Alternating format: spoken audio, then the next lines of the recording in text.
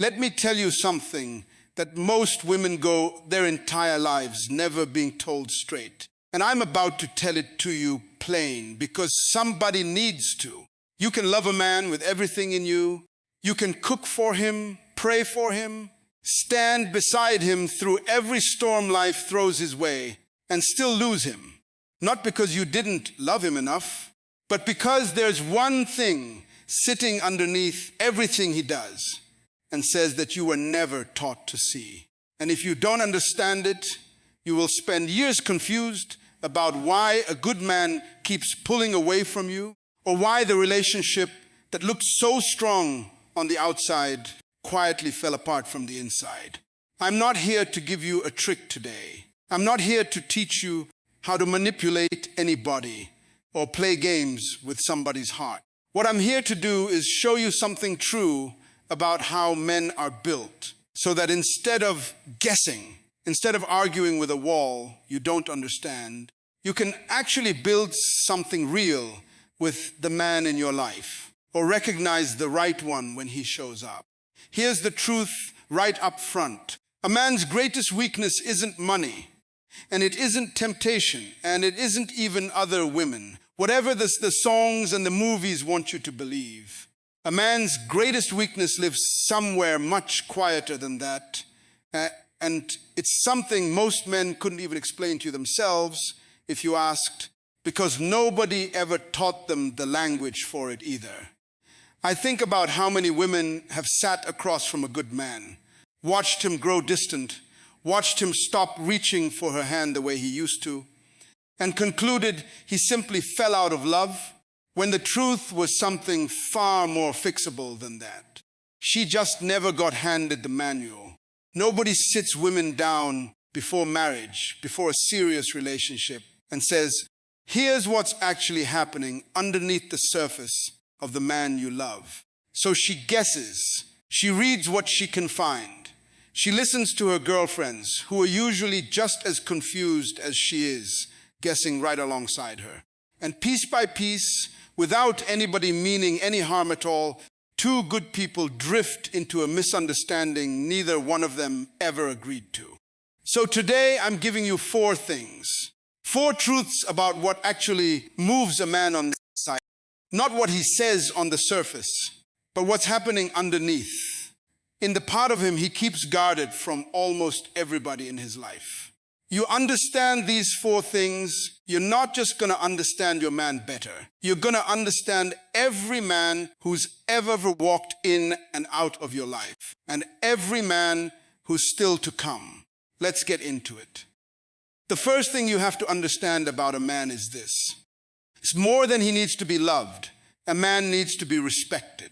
Say that back to yourself, because it's going to change how you understand every argument you've ever had with a man in your life. Now, don't hear what I'm not saying. I'm not saying men don't need love. Of course they do. Everybody needs love. That's basic to being human. But when a man feels disrespected, truly disrespected, especially in front of other people, something happens in him that goes deeper than hurt feelings. It touches the core of how he sees himself as a man. A man can survive being told, I'm upset with you. What breaks something inside him is being told, in tone or in words, you're not enough, or you can't do anything right, especially where somebody else can hear it. Think about the way most arguments actually happen. She's frustrated, she's hurt, and in that moment of hurt, she says something that cuts at his competence, his intelligence, his ability to provide or protect or lead. You never do anything right. My father would have handled this better. You call yourself a man now. She might not mean it the way it lands. She's just venting the way she'd vent to a girlfriend, releasing pressure the way women are often taught to release it, through words, through talking it out loud. But a man doesn't usually process it that way.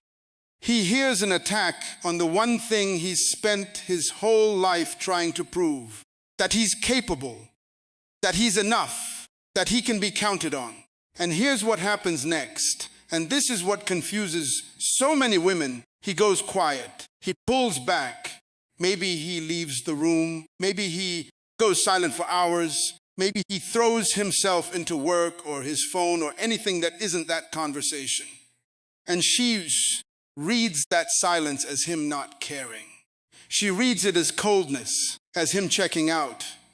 But 9 times out of 10, that's not what's happening at all.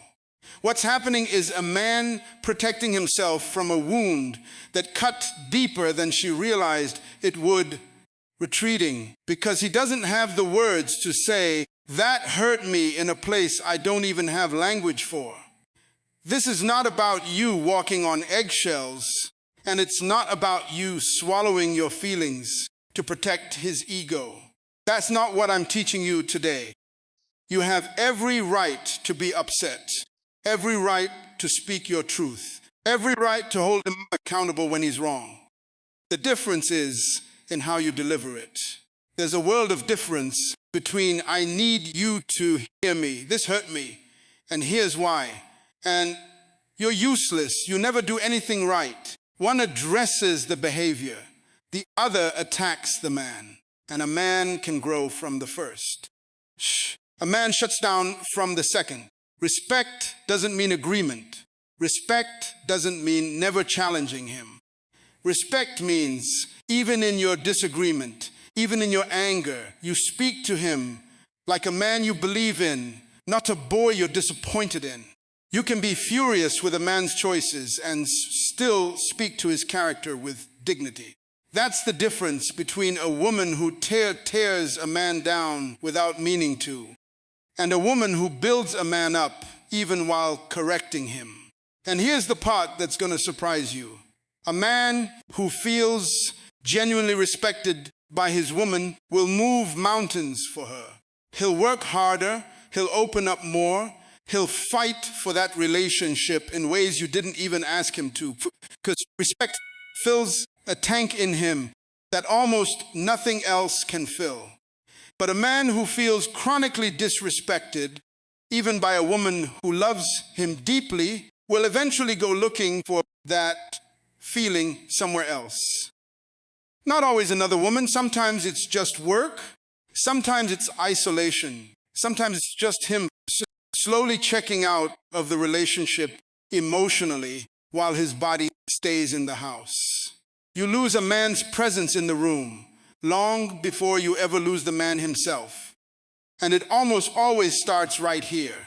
I think about a couple I heard of once, married a good number of years, where she couldn't understand why he'd become so distant in the evenings, coming home and heading straight for the garage instead of the kitchen table. She thought he'd stopped caring. What had actually happened, piece by piece, was years of well-meaning comments landing like small cuts. Jokes at his expense in front of her sisters, corrections of how he loaded the dishwasher, comparisons to somebody else's bigger paycheck.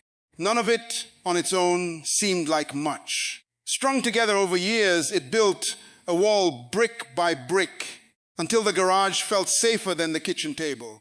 The moment she started speaking to him again, the way she had when they were dating, with warmth, with respect, even in disagreement, the distance didn't close overnight, but it closed. That's how sensitive this particular wound is in a man. It doesn't take cruelty to create it. It just takes years of small disrespect nobody was tracking. The second thing you need to understand is this. A man's sense of worth is tied deep down to feeling capable and needed. He needs to feel like he matters in a tangible way, like his effort actually makes a difference in the life of the people he loves. From the time most men are boys, they're taught directly or indirectly that their value comes from what they can do, what they can fix, what they can provide, what they can carry. Nobody sat them down and said this in words, but they absorbed it anyway. From their fathers, from movies, from the way the world praised them when they succeeded and went quiet when they struggled. So by the time a man is grown, standing in a relationship with you, there's a quiet voice underneath everything he does asking one question: am I enough? Am I doing enough? Am I needed here? Or could anybody else stand where I'm standing? This is why a man can look like he's thriving on the outside, good job, decent paycheck, seems confident, and still be quietly starving for one thing: to feel like his effort matters to the woman he loves. You can tell him he's handsome all day long. What actually reaches him is hearing, "I don't know what I'd do without you," or "Thank you for handling that. It meant a lot to me," or simply, "I noticed what you did and I see you." Those words land somewhere love alone can't always reach. Now here's where so many relationships quietly break down, and I need you to really hear this part. When a woman, often without even meaning to, starts doing everything herself, handling the finances, handling the house, handling the decisions, handling the emotional labor, handling it all so efficiently that there's nothing left for him to actually be needed for. Something starts to die in him, even if he never says a word about it. Not because he's lazy, and not because he wants you dependent on him in some old-fashioned way, but because being needed is one of the ways a man experiences love. Independence is beautiful. Total self-sufficiency, where he starts to feel like a bystander in his own home, is quietly devastating to a lot of men, and most of them will never have the words to tell you that's what's happening. So let him carry something. Let him fix the thing, even if you could have called somebody faster. Let him be the one you lean on for the hard conversation, even if you're perfectly capable of handling it yourself. This isn't about making yourself smaller so he can feel bigger. That's a trap, and I want no part of teaching you that. This is about remembering that partnership means there's still room for both of you to be needed. Not just one of you carrying it all while the other one watches from the sidelines, slowly forgetting what it feels like to matter. And when he does show up for you, when he fixes it, solves it, carries it, say something. Don't let it pass by unnoticed just because it's what he's supposed to do. A man who is thanked, who is told his effort mattered, will keep showing up in that same way for years. A man whose effort disappears into silence, who never hears that it mattered, eventually stops offering it, not out of spite, but because a man starts to conserve effort where it doesn't seem to be received. Picture the man who used to fix everything around the house without being asked, and now doesn't seem to notice when something's broken. It's tempting to read that as laziness setting in. Often what's actually happened is quieter and sadder than laziness. Somewhere along the way, his fixing stopped being noticed, or worse, stopped being good enough. So some part of him decided it wasn't worth the effort anymore. Effort that goes unseen for long enough eventually goes missing altogether. Not out of resentment, but out of a kind of quiet self-protection. The fastest way to bring that effort back isn't nagging him about the one thing still broken. It's noticing out loud the very next thing he does fix, no matter how small it seems to you. The third thing, and this might be the one that surprises you the most. Most men are carrying a loneliness they've never told a single living soul about. Not even you, not even their closest friends, sometimes not even themselves. From boyhood, so many men are handed the same instructions, over and over, in 100 different forms. Don't cry, toughen up, shake it off, be a man. Nobody ever taught them what to do with fear, with grief, with the ache of feeling not good enough. So they learn to bury it instead, deep enough that even they forget it's there most days. And by the time that boy becomes a grown man, sitting across from you at dinner, he spent 20, 30, 40 years building walls around anything soft because somewhere along the way he learned that softness gets you laughed at or left or seen as weak. So when he goes quiet on you, when he says, "I'm fine" for the 10th time in a week, when he seems distant, even when nothing's obviously wrong, understand what you might actually be looking at. Not a man who doesn't feel anything, but a man who's never had a safe place to let anybody see what he feels. Most men aren't emotionally unavailable because they lack emotion. They're emotionally guarded because somewhere in their story, being emotionally available got punished, mocked, or ignored, and they made a decision, often without even realizing they made it, to never let that happen again. Now here's where you come in, and this is powerful if you understand how to hold it. If you can become a safe place, truly safe, not safe until the next argument when you throw his vulnerability back in his face, not safe until you repeat what he told you in confidence to your girlfriends or use it as ammunition later. You can become one of the only places on earth that man ever lets his guard all the way down. And when a man finally does that with a woman, when he finally hands her the parts of himself he spent his whole life hiding, that bond becomes something almost nothing else can touch. Because you didn't just win his attention, you won the part of him nobody else has ever been trusted with. But I have to warn you, because this cuts both ways. If a man opens up to you, really opens up, tells you about the fear, the insecurity, the thing that makes him feel small, and you ever use that against him in an argument, in anger, even once, you will likely never see that door open again. He won't announce it. He won't tell you. He's never trusting you with that part of himself again. He'll just quietly close it and go right back to, I'm fine. And you'll spend the rest of the relationship wondering why he stopped talking to you the way he used to. So be patient with his silence instead of punishing it. Ask questions gently instead of demanding answers immediately. Let him find his own words instead of putting words in his mouth. And when he does share something real with you, however small it seems, treat it like the treasure it actually is. Because for a lot of men, it took everything they had just to say it out loud.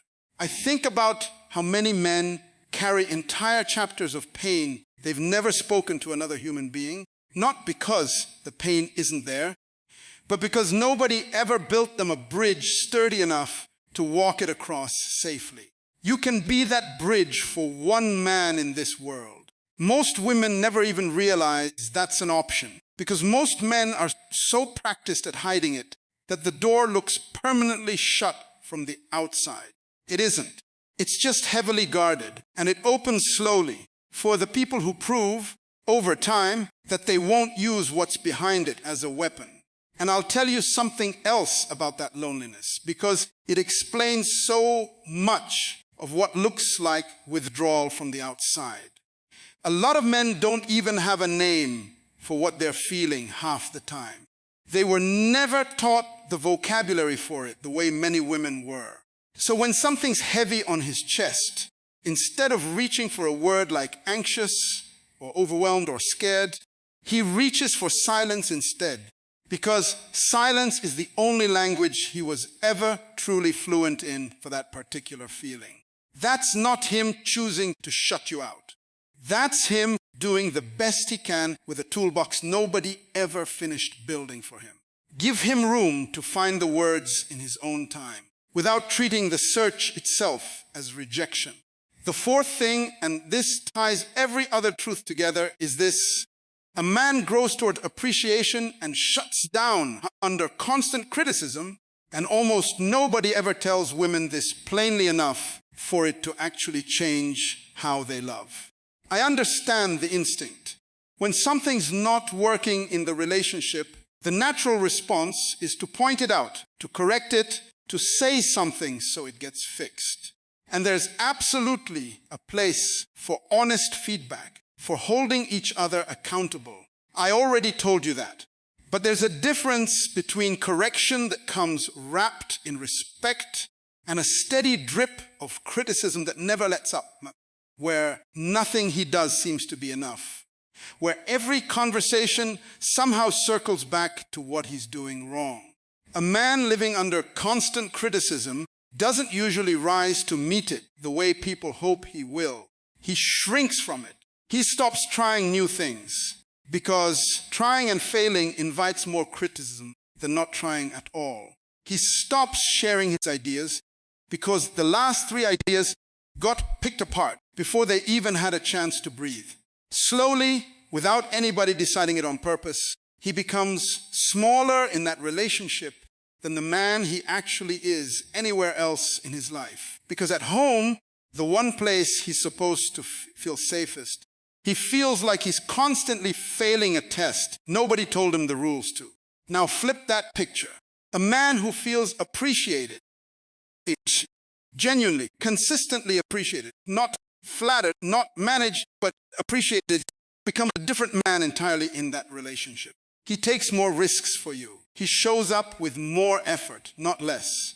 He becomes more open, not more guarded, because appreciation tells him the truth his whole nervous system has been waiting to hear since he was a boy. You see me, and what you see is enough.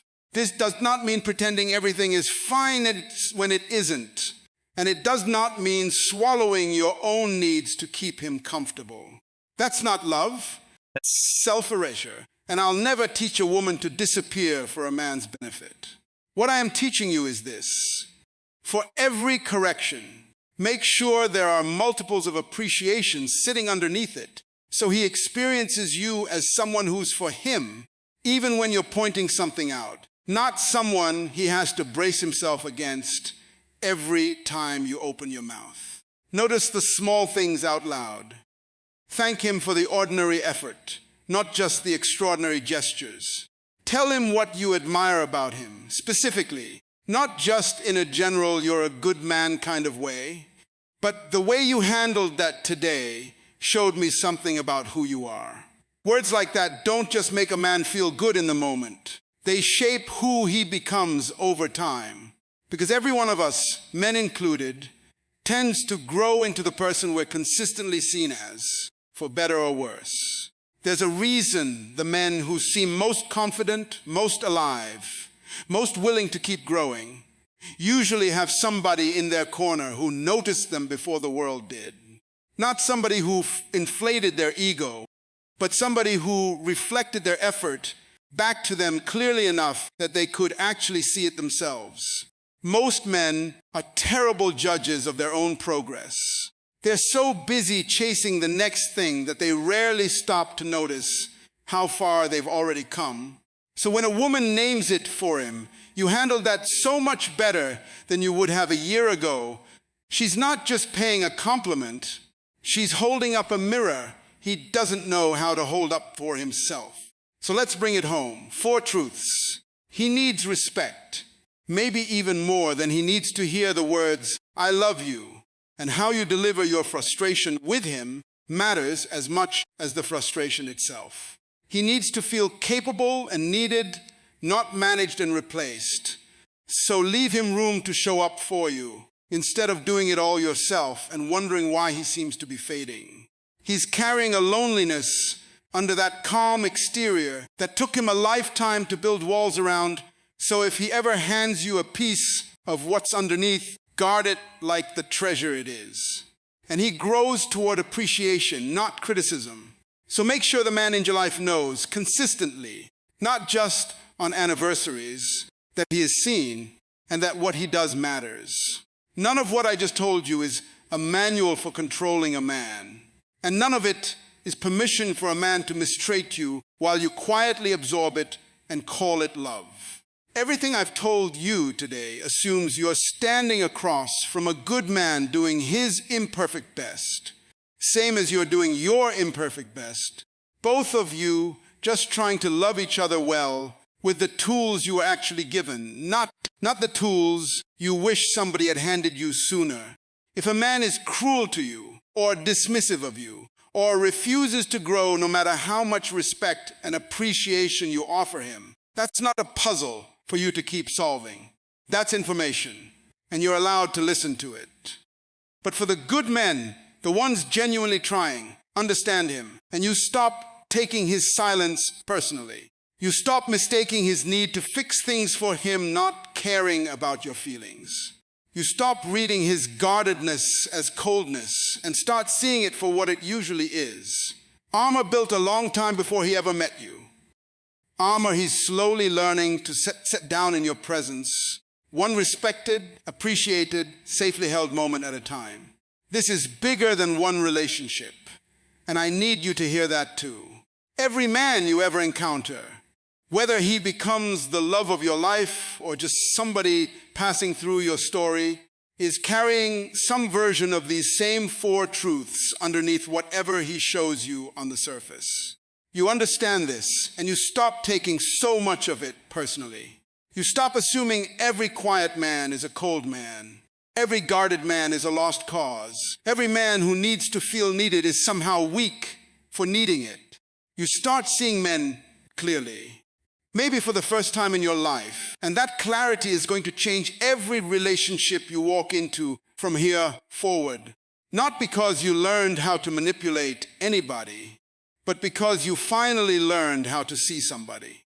Go be the woman who sees him, not the woman who fixes him, not the woman who manages him, not the woman who performs patience while quietly keeping score, the woman who actually sees him, respects him, needs him the way he needs to be needed, and holds what he hands her like it's precious, because it is.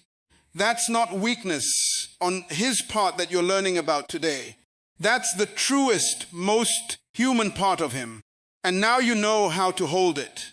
And if nobody ever told you this before today, let it land the way it's meant to. This isn't about becoming smaller so if a man can feel bigger. And it was never about earning a man's love through performance. It's about understanding the terrain well enough that you're not fighting battles that don't need to be fought. Not reading rejection into silence that was never about you. Not mistaking a guarded man for a lost cause when he might just be a man who's never been given a reason to trust that softness is safe. Every man is different, and no 4 truths explain every heart completely. But understand these 4. Hold them with wisdom instead of manipulation, and you'll walk into every relationship for the rest of your life with a kind of clarity most people never get handed at all.